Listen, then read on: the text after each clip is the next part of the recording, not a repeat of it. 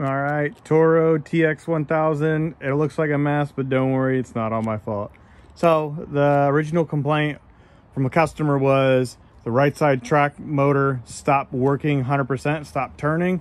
So they just started throwing parts and money at it. What they did was they tried replacing joysticks. That didn't do anything because they thought it was joystick related, which obviously if you think about it, that's not going to be the case. Then they replaced the drive motor with a brand new one. That was a pretty penny, but of course that didn't change anything. The thing still doesn't turn. So then they called me out and I went through and I did some diagnosis work. So if you're ever in this situation, you got to remember that your pump turns, sucks up fluid, pressurizes the system, and then these pumps, it's just like a skid steer or an excavator where you have a dual tandem pump. There's one pump, there's the other, and they're linked together on the side, and that's where your fluid is going to come from, and that's where your pressure will then go to the tracks. Obviously, you have two fittings right there. Those two lines on this rear pump are going to be for the passenger side, or the left side if you're sitting on it. Left side track drive, and then the other two lines are going to be for, on the next pump, are going to be for the right side drive motor.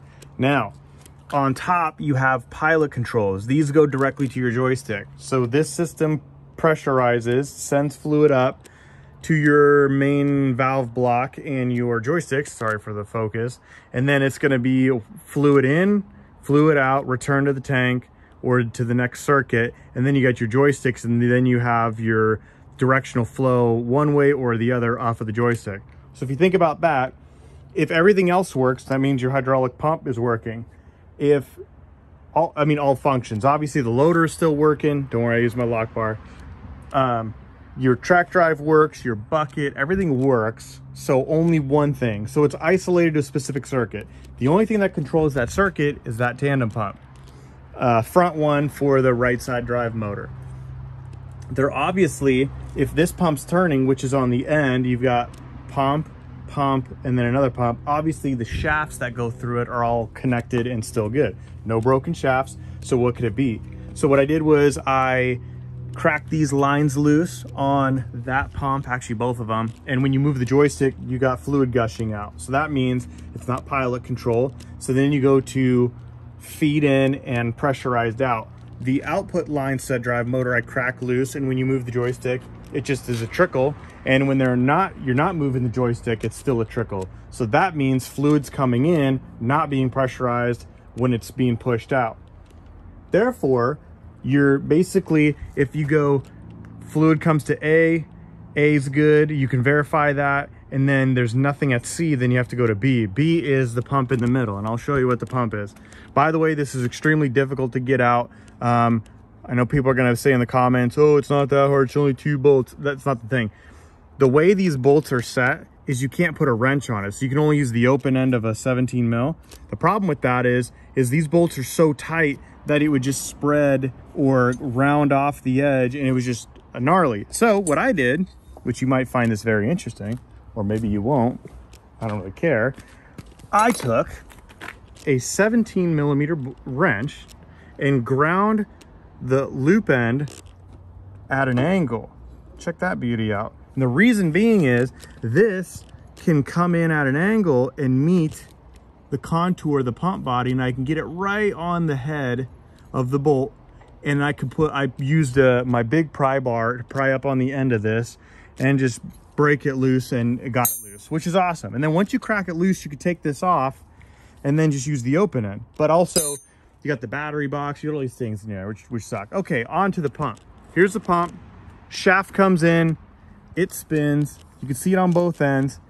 But if anybody knows anything about a hydraulic pump, these are your pistons, and there's your angle plate.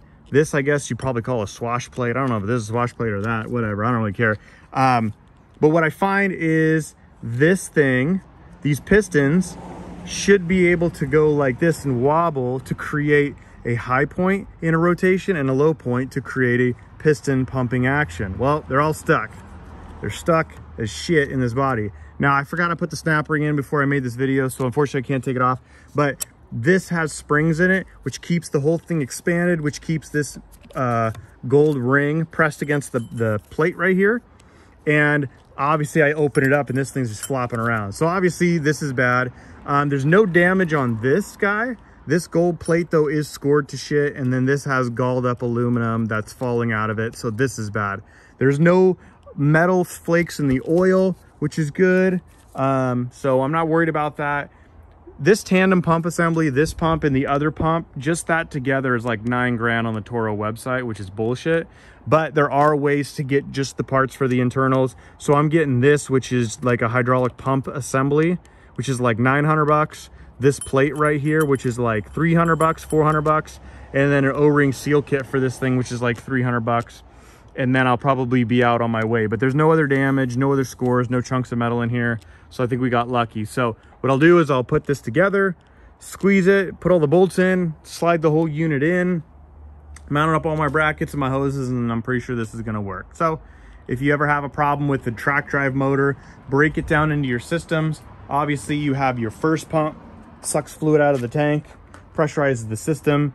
That branch is off for your pilot control, and then your feed to your drive motors. Obviously, like I said, if your loader's working, loader circuits feeding, everything's feeding off of this. So that's eliminated. We don't need to look at that.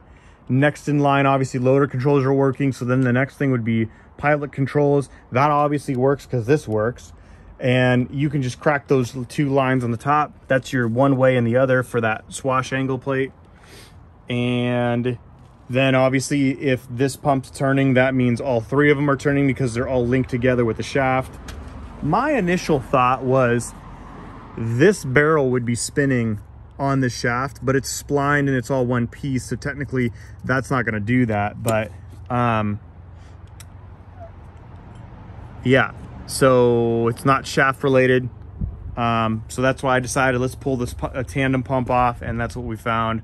And at least it's only two side bolts, two fluid lines in, this return pipe, the motor output lines, your pilot controls on top, and that's it.